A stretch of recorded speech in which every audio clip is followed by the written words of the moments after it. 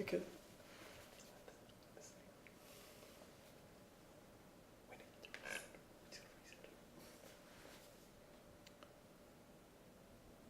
Hi everyone, welcome to another FX Lounge event.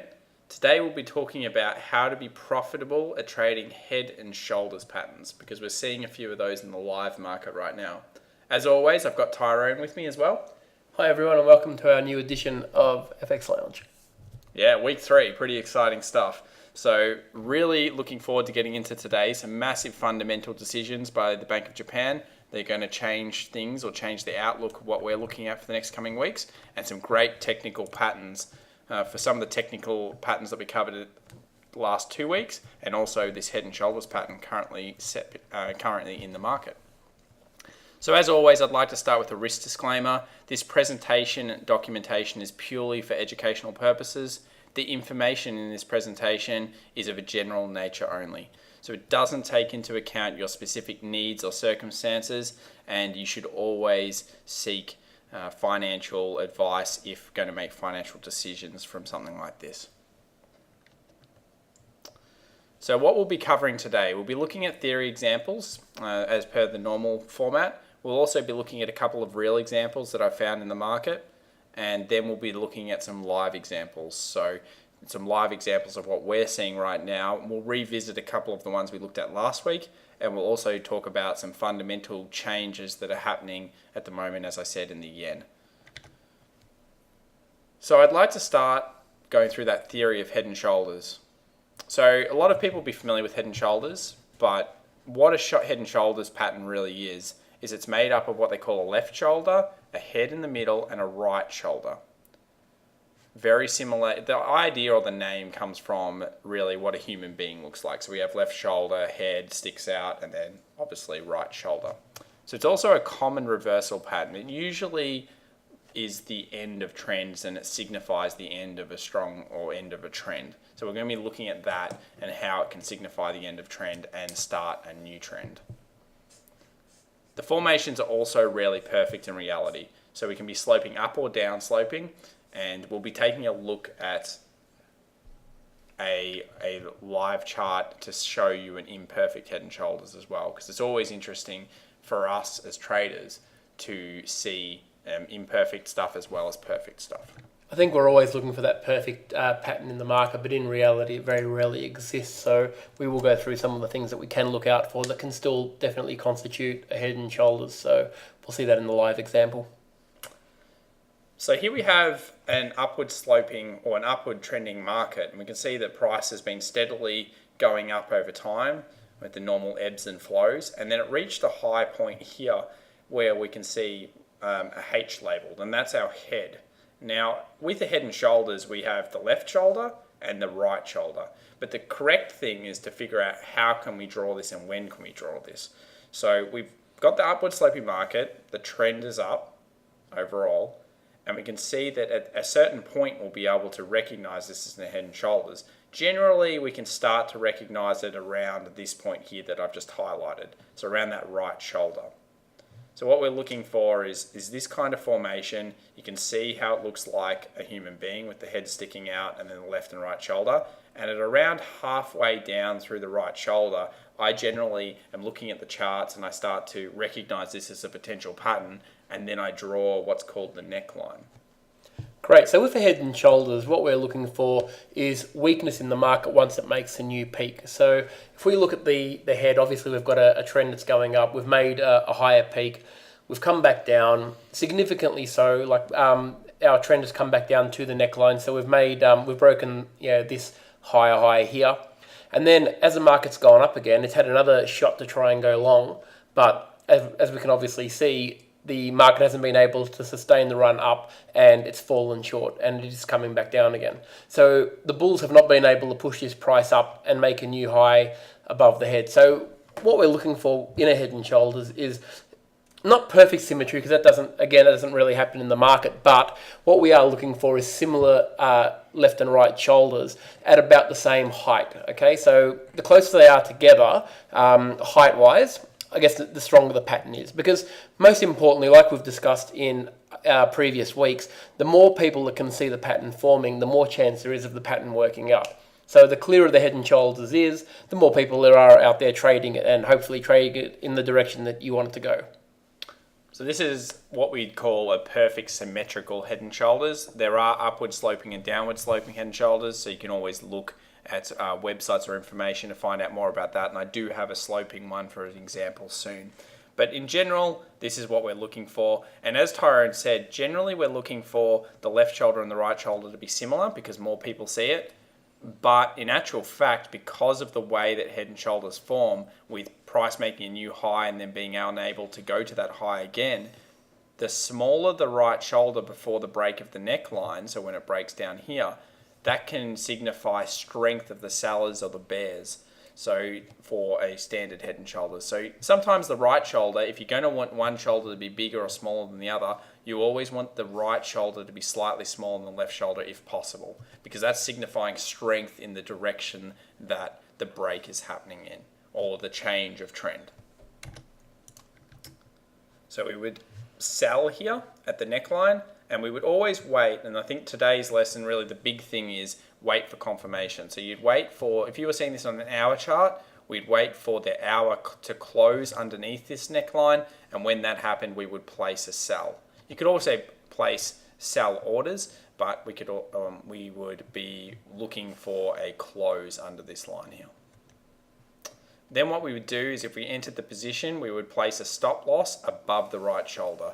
So the great thing about patterns is every time we recognize patterns correctly, we'll always be given a stop loss area and generally a take profit area by that pattern. So we place our stop loss just above the right hand shoulder because that would actually be above the swing or the last swing before the break. So this is a great place to place our stop losses. Now I want to look at target measurement. So Tyrone, would you like to have a look at that? Sure. So when we're measuring the target or our projected target for a head and shoulders, what we're looking for is actually measuring from the top of the head to the neckline. Okay, so if we've got 100 pips from the top of the head to the neckline, that's going to be our projected target. So what we do, we enter at the break of the neckline, as Thomas said, we wait for the confirmation close on that candle, no matter what time frame it is. And then we measure from the top of the head to the neckline that has been broken. And that projects our target level. Okay, so we always follow the same rules when we're trading patterns in that although the target level is predetermined, we'd be looking at potentially locking in profit at the very least, breaking even, close to 80% of that distance. Okay, but if we were playing the hard and fast rule on a head and shoulders, this would be a classic take profit target on the break of that neckline with your stop loss just above the right shoulder there. And as you can see, it's probably about a 2.5, 3 to 1 trade, which is obviously an ideal lineup. They're the ones that we really love. Yeah, and the smaller the right shoulder is, the bigger the lot size. Stop loss. So therefore, the bigger the lot size. So more profit. So that doesn't mean that we want to incorrectly look at them. So do always look at charts, and we'll be taking a look at one in the live example soon. But when you look at a chart, how many people are seeing this pattern? Very, very important. If it doesn't make that much sense to you and you're, I guess you could say, clutching at straws to try to figure out whether it's a head and shoulders pattern or not, maybe don't take it. Yeah, if you're not 100% sure it's a head and shoulders, it probably isn't. So that's right. Yeah, you have to be 100% sure. Because that means other people are 100% sure, exactly. And they're willing to put the bigger money on it. Because what you're probably trading in the FX world is nowhere near what's really being traded. So a hedge fund manager isn't going to look at a head and shoulders and say, well, that kind of looks like one, so I'll put $100 million of the client's money on this particular trade. They're going to say, that is definitely a head and shoulders. I'm going to put $100 million on it because I'm 100% sure it is. So always think about where the big money's at when you're trading. Now, here's an example of the Australian US dollar, so one that's very popular with everyone in the room, I believe. I had a few submissions of Australian US dollar trades this week. This is what they would call an imperfect upward sloping head and shoulders, but I just want to show you how price actually did look at this, and actually you can see it probably respected this. So here we have our left shoulder, then we've got our head area, so up here, and then price came back down and formed a very small right shoulder, but it was still in line with the left shoulder, so it hadn't made a new high. what we want to see is we never want to see a higher right shoulder. As I said, it should be around the same or lower. And then when price broke through, which is here, we'd be able to project our take profit, and then we'd set our target here with the stop loss just above here. So it would have been still, looks like it could have been a 3 or 4 to 1 trade. And you can see our price after the break came back, and it almost touched back to the neckline here. And that's what they call the conservative entry. So if you're looking for two types of entry, there's the entry on the close, so the entry into the market, which would have been on the daily. And then you could have waited and potentially sold at this neckline area if it hit it. But the conservative entry is not always going to get you the trade. Yeah, quite often the conservative entry, it's also called a pullback, doesn't always hit the target. So it can sometimes leave without you, and sometimes an aggressive reversal on a head and shoulders, or even a double top or a double bottom, can really be quite aggressive and leave without you. So, for the safe people who just really want to trade conservatively, yes, you can wait for the pullback, or at least some sort of a pullback close to the neckline. Or for people who are a little bit more aggressive and enter on the break, the pullback can be a reload zone where you can actually add to your position if there's more evidence that it is going to go in your direction. So you can treat it as basically an add-on or a conservative entry when it does pull back to the neckline. Yeah. But again, it can leave without you. For evidence here, and what Tyrone's saying is, let's say we had a close well below this low here. So it closed below this low and it was very obvious. We can't see it because it's a little bit obstructed by this take profit target. But if that had happened, it had broken the previous low and then it came back up, and it could be forming another swing point. So then we may say, well, that's further evidence, or maybe we have a fundamental reason to say that the Australian dollar should be going down. All sorts of things can play in after that point, but we've correctly analysed the charts.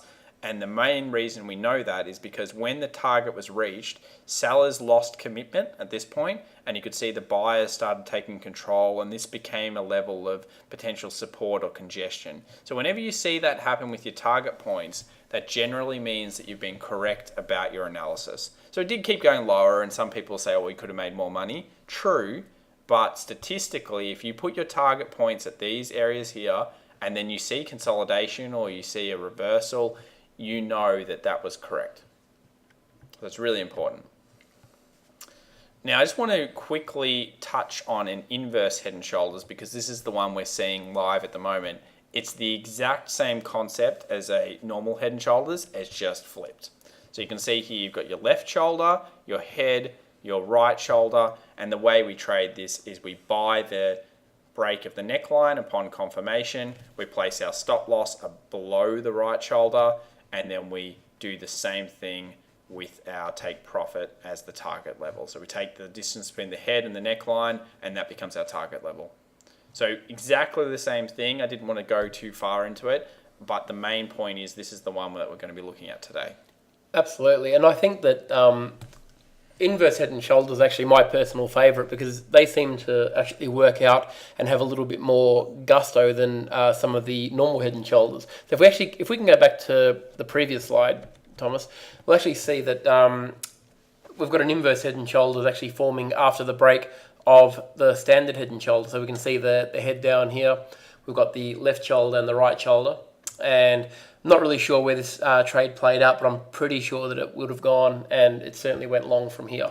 So when you start seeing head and shoulders for what they are, and you can identify them, you'll see them on any time frame, any chart, and any pair, really. They're everywhere. Yeah, I can guarantee you that one, I think, worked out. I'm pretty sure that was one I traded, actually, back in the day. 2014 makes sense. Yeah, this one did work out. So if you actually have a look at this, really good one, if you go back through the charts, and maybe we'll touch on it later, the right shoulder is slightly higher than the left shoulder, which means the strength is towards the buying, which is what we want to see, because it hasn't been able to make it the same low or equal low. And then when it's broken through, which is this one here, we would have bought, put a stop here. Obviously, we haven't been stopped out. And if you look at the projected take profit, so if you take that neckline area and then you take it from the head to the neckline, you'll see that I'm pretty sure where it went to is almost to the pip. Perfect. So when you see stuff like that with targets, it gives you the confidence that the next time you're in that trade, you'll always go for your targets. So it's really, really good. Now what I want to do is let's take a look at a live example of the Australian New Zealand and see what we've been seeing. So we've got a Australia New Zealand weekly down here. Now, a few people might see it instantly. A few people may have even been looking at this chart and not seen it, but this is a massive long-term inverse head and shoulders. So we have here on the weekly chart the inverse head and shoulders. We can see it on multiple time frames. So if we went to a monthly, we'll be able to see it as well. You can see that inverse head and shoulders. And I generally find when you're looking at these charts, make sure, I like to use bar charts for pattern recognition, but can we see it on a couple of different time frames? So let's go back to the weekly, which is the most clear one. We can see it on the line chart, the left shoulder, the right shoulder, the head. We can see that neckline. We can see it on the candle chart, and we can also see it on the bar chart. So if we can see it on all of them, that means that anyone that's trading on a line chart, a bar chart, or a candle chart is seeing that pattern. Gives it that little bit of added extra strength.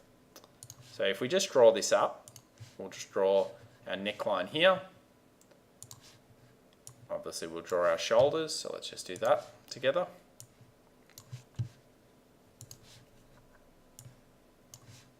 And this trade actually, I was looking at it, but I'll have to give some credit to one of the people in the FX Lounge. Maria sent this one in this week, and she's looking at this in the New Zealand US dollar, which we'll take a look at if we have time later. And I think this is an excellent pickup. Very, very awesome trade. Great time frame to be looking at. It's a very long-term trade, but generally they do work out because a lot of people are seeing them, and big money is usually behind these. So if we see a break above this neckline here, and that means a break and close, so we'd want to see this week or maybe the next week or the next week close above this neckline, then we'd be looking at buying this. And in terms of target, let's just quickly pop the target in. Oops. The target is quite huge. So you can see here price would be approximately around 126. So 126 take profit. And amazingly enough, the take profit straight into a previous support and resistance zone. Yeah, so if we were drawing support resistance, I'd probably draw conservative one would be down here, and then as Tyrone said, the second one really is here. So it is amazing. And what you're also looking for, what gives validation to these head and shoulders, especially the inverse ones, is that if the peaks of the shoulders have a previous level of support as well, it just adds extra weight to the trade. So if we have a look at this one, for instance, we can see that the peaks of the shoulders are around the 105. But if you take these, if you put this onto a line chart, you can see that even way back in 2008, there was a very strong area of support. Like we had a very, very big drop off, and it was caught by this level. So even though, we are looking at a weekly chart here, so even a 2009-10 line is valid. And when we take it out even further, we can see this has been a support level since 2000. So, that level just increases in significance when you've got other factors to add to where the shoulders are meeting. And what I'll actually do is just, if we can go back 3 or 4 slides, we can actually see it again in the inverse head and shoulders that we saw. Let's have a look. So if we have a look here, although I can't draw the line on this diagram, here's our left shoulder, and if we draw a line right through there, we can see again that was an area of previous support. Okay, so always look back before you look forward, because these levels do get respected, especially on the bigger time frames, and they just add a lot more value to the pattern that you're seeing. Yeah, absolutely on that one. You can see as well with the monthlies, not everyone looks at the monthly charts because a lot of people are probably trading maybe 1 hour or 15-minute charts. But if you're not aware of where things are at on monthly charts, then you may not be aware that you're selling into strong support or you're buying into strong resistance. So always just draw some support resistance lines, just the really clear ones on the longer term time frames. And then when you're trading your 15-minute or 1 hour trades, you still know where those monthlies are. So maybe just pick a color for the monthly or the weeklies, and then when you're getting into those danger zones, potentially stay clear of that particular currency until it breaks past those zones or gets clear direction. So excellent trade. Love this one, Maria. It's really good. I'm very keen on potentially trading this one. Now, the way that you would actually calculate, not only do you have your take profit, but because this is a pattern, you can sometimes work out how long it might approximately take. But one way of doing that is to take from the head to the neckline and then take both sides and see if they're around the same. In this case, it's 4 months here, and it would be about 6 months here. So it may take between 5 and 6 months for it to break and go to this area. That's just a general rule. I usually like to times that number by about 1.5, and other patterns definitely have a lot better projection time. So we'll be taking a look at a flag pattern a little bit later, and that one we can quite accurately predict how long it should take to get down to a point. For sure, and we have to remember that these are, like, every one of these candles is a monthly candle, so a lot of time and a lot of trading is passing through. And the general rule with any patterns really is that the bigger the time frame, the more solid the pattern. Okay, so when a monthly head and shoulders sets up like this, we've had basically nearly 2 years of setup here. So there's ample time for the majority of the world to see what is happening here, which just adds a lot more force to what potentially could happen. Now, even when we look at this neckline on this head and shoulders, we can see that there was previous support. Like, it did catch a very sharp drop, and it took several weeks to actually break through. Like, you're probably talking about nearly 2 months worth here of trading action to actually break through this level. So we can anticipate again that it might not just be a very clear break. So even if we missed the initial break, say we weren't there or we missed the close, I wouldn't overly concern myself with it, because I think we're going to get another opportunity or two to actually get into this long trade. I think we can wait for the confirmation and not be too trigger happy. So what Tyrone's saying is it might go on, actually make a new high, and then come back and test for the conservative entry. On a lot of the bigger time frames, can happen quite often. So that's what we might be looking at as well. And if you did miss something like this, there's always the opportunity to put a pending order in, and then if it comes down to your right level, you can grab it later on. So excellent trade, Maria. Thanks for this one. One last thing I wanted to talk about was confirmation closes. So a few people I think they were asking in the room right now, why are you putting the neckline at this level and not putting it potentially on a slope up here? Now, the reason why I'm doing it is it's, number one, the most clear level, but also this is just wick points. So if we put this back to a candle chart, you can see that price has, yes, it's made highs here, but it's been unable to close above this zone. So I've drawn the neckline from the close points because it's the most obvious resistance area. As Tyrone said, it was support over here, became resistance. So on a weekly chart, I'd want to close above this neckline, and it doesn't matter, it doesn't need to beat out this wick, it needs to close. Because when a candle closes, it's locked in history. It doesn't ever go away, it's always there. Everyone can always see it and nothing can change. Whereas sometime during this week, it looked like it was breaking. And people would have been buying, and then all of a sudden it came all the way back down and closed underneath.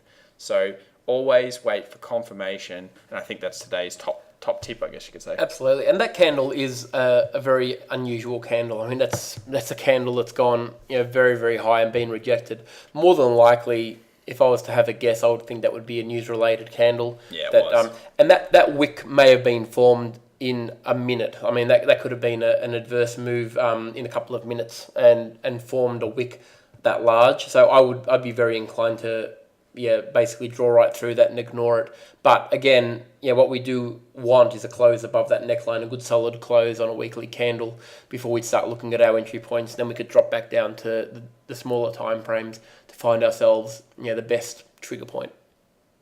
Yep. Very good. So with these type of things, we say we wait for confirmation. I thought I'd also put in another kind of area, which is just types of orders. So a lot of people always ask me, why would I ever use a buy stop or a sell stop?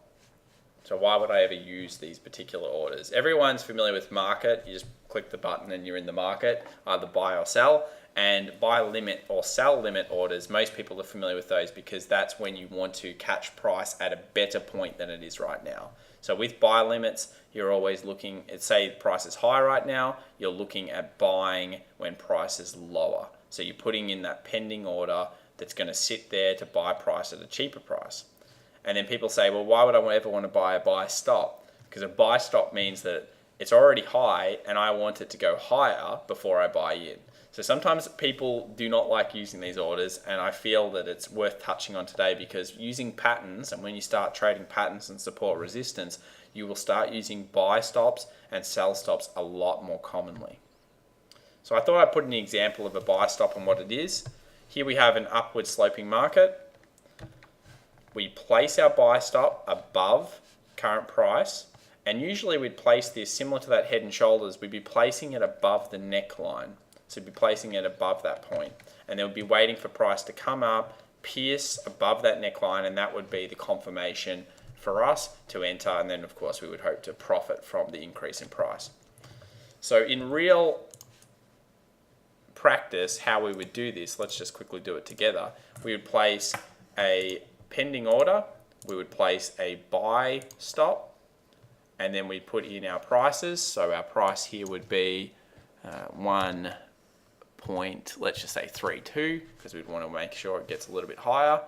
Our stop loss would be 1.048, and our take profit would be around 1.26. So if we just place that quickly, we need to place it properly. Buy stop. Oh, it's because of here. 1.04, 1.3, here. 1.14, there we go. Perfect. So we place our buy stop. We have our stop below the right shoulder. We have our buy here, and this should be enough to probably, hopefully, confirm the trade. And then we've got our take profit set all the way up here at our projection. Now, as I said, I prefer it if we had confirmation, so I'd be waiting for confirmation. But if you aren't able to be there, and if you're trading like a 1 hour chart, you can always put in these types of orders, and then you'll get triggered as it comes through. And more times than not, it'll be correct and it will keep going. Yeah. Now, can anybody in the chat room tell us what the danger is with placing a buy stop? Let's see if anybody can pick up on what we've just said earlier. Andy. Yes, that's correct. A spike on a candle will just take you out. So had we had this candle basically that pierced the price way back here in August in 2015, it would have taken our buy stop out, and more than likely, if we didn't have any break even set, which we wouldn't have at this level, it would have come back and not quite stopped us out yet, but yeah, we would have been in for a long time. We would have been in for a very long ride. So it's not a case of, if you do see a head and shoulders, don't just go placing buy stops for the lack of actually checking to see if a price does close above the neckline. It's just a tool that you can use if you do get confirmation, if you're looking for a better entry, just so you don't get spiked out. Yeah, so and it can be used if you're not able to be there, if you have to be in that trade. I also want to show the current movings of the ASX 200. So a few people might be able to see this one as well. We'll just take it over to a bar chart so you can see it. It's not perfect, but in trading it's not always perfect. This is a head and shoulders, and you can see the neckline here. And you can see the left shoulder, the head, the right shoulder, and it's actually broken out above. So we talked about this I think a few weeks ago. It's broken out, and if we take the projection of the head, it pretty much projects straight into around that 5300, 5350 area, so the previous highs. And it's just amazing how these patterns, they form in such a way so that when they break out, which was this candle here, when they break out, they generally are signifying strength in the direction, and they always go into usually a resistance or support zone. So when they go into that resistance support zone, it's just like poetry. They just kind of all the things work out, and all of the patterns work out, and it just makes sense. For sure. And when we do go back to a line chart on this ASX 200, it really is very, very clear when we've got the head and shoulders. Like you can really see, it's very pronounced. Okay, so it did look a little bit noisy in the bar and in the candle, but when we go back to the line, they are very pronounced. So off we go. Probably looks much better in the Australian New Zealand, because the problem here is the left shoulder's a little bit bigger. But if we go to a weekly, I mean, look how clear that is for everybody that's trading lines. And there's a lot of people that do just use line charts. So this very, very, very clear to everybody. The Oz 200 is pretty clear, but probably the clearest is the bar chart. Now, as some of you may have seen, there's a few currencies we'd like to look at. So we've covered the odd New Zealand. So let's take a quick look at the odd USD, USD yen, pound CAD, and New Zealand USD if we have time. So the Australian US dollar, couple of quick things I just wanted to talk about from last week. So it broke past our resistance. Remember, we were talking about channels. So we had our channel drawn and we were looking at a take profit at this zone. So the odd USD is well on the way. It had a bit of consolidation. We had our very conservative buy here, and unfortunately it didn't come down to a conservative buy, but it looks like it's going to go on and potentially achieve our 100% target. So what we had last week when we set it up is we put in a conservative buy. We were hoping for it to come back down to this level. We put in our stop below the last swing, and then we had our first take profit right here, which you can see was just before, or just before it kind of turned around and would have been taking profit right now.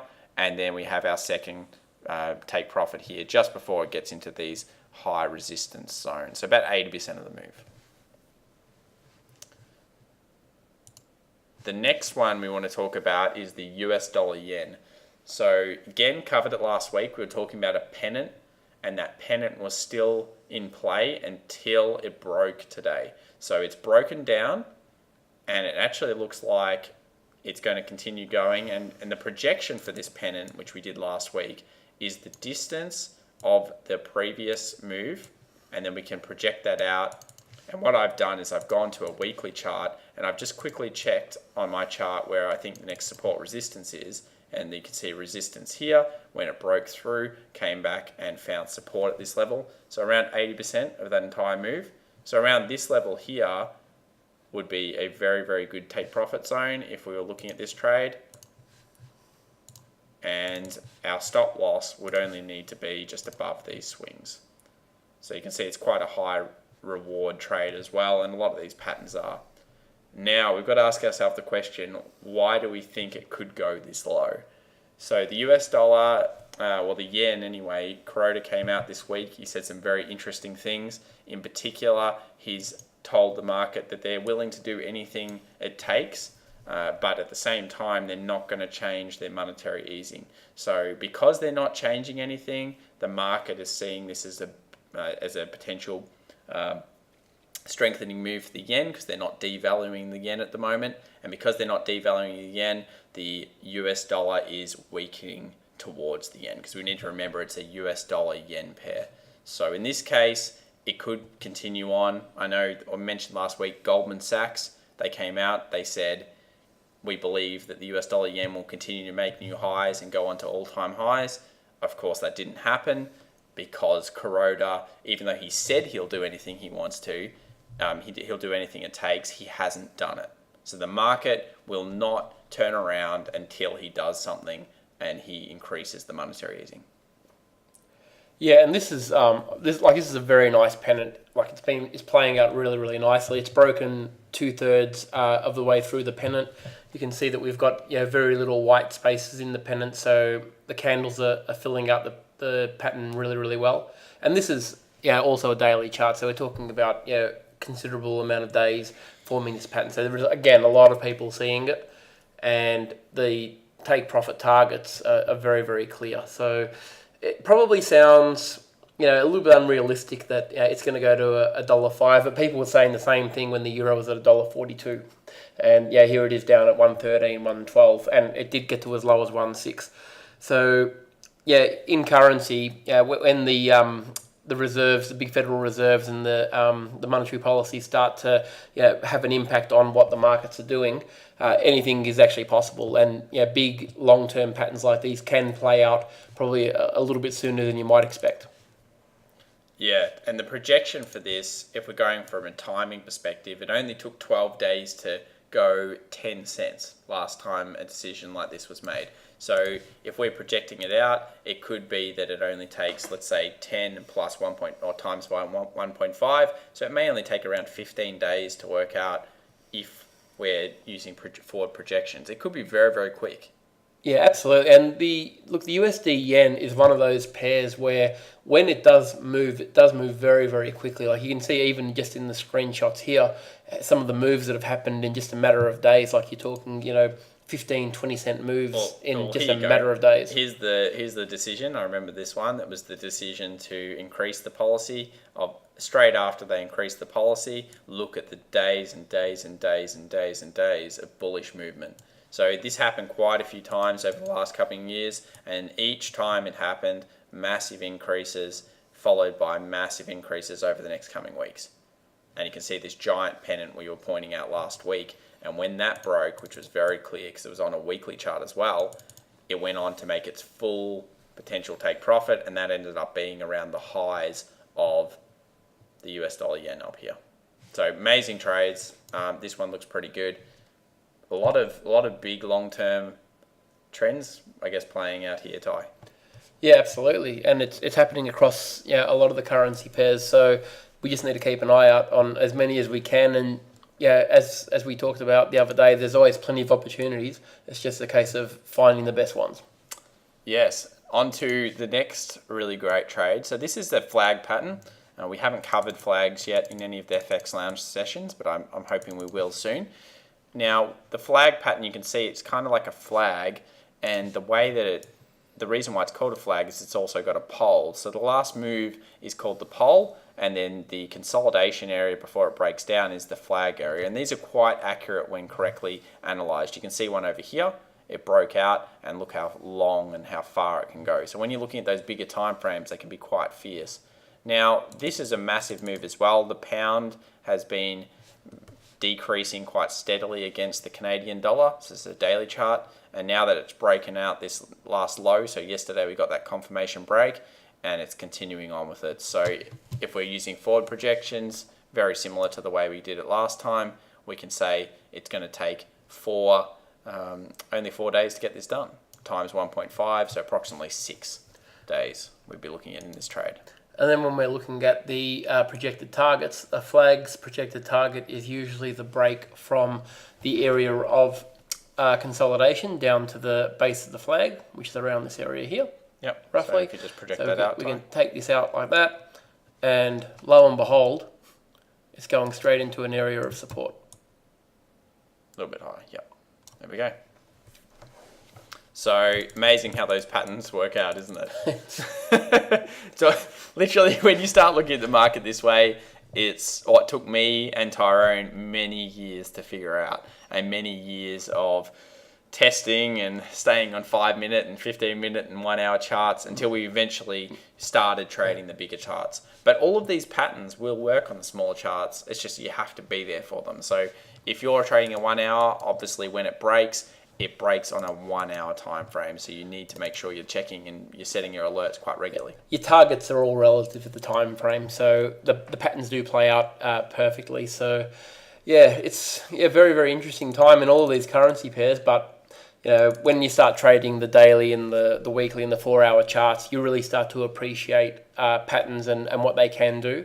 So I really do encourage people to spend a bit of time, even though you're only trading, even if you are trading intraday or just swing trading during the week, just take a look at the bigger picture, because they do, they really tell us what is happening in the market.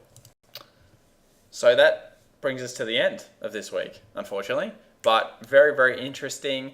I think the top tip this week is wait for confirmation. So remember, whenever you're looking at particularly patterns, which are something we really like specializing in, let's wait for confirmation and make sure that if we're looking at it on a daily time frame, we wait for that daily close. So I think that's the top tip, isn't it, Tyrone? Absolutely, for sure. And now what we want to see is plenty of questions coming through. So if you have any questions or you see anything you want us to talk about next week, please send us through an email, and we'll be happy to look it up and give our opinions on it. Yeah, I really look forward to getting more feedback. We had a few others this week that we weren't able to make it through because of all the information that's come in. But next week we might try to cover a few of those, and if we get some more in as well from you guys, that would be awesome, and we'll go cover those, because the whole session is really meant to be going through the community's trades. So thank you again, thanks for coming out, and we'll see you next week.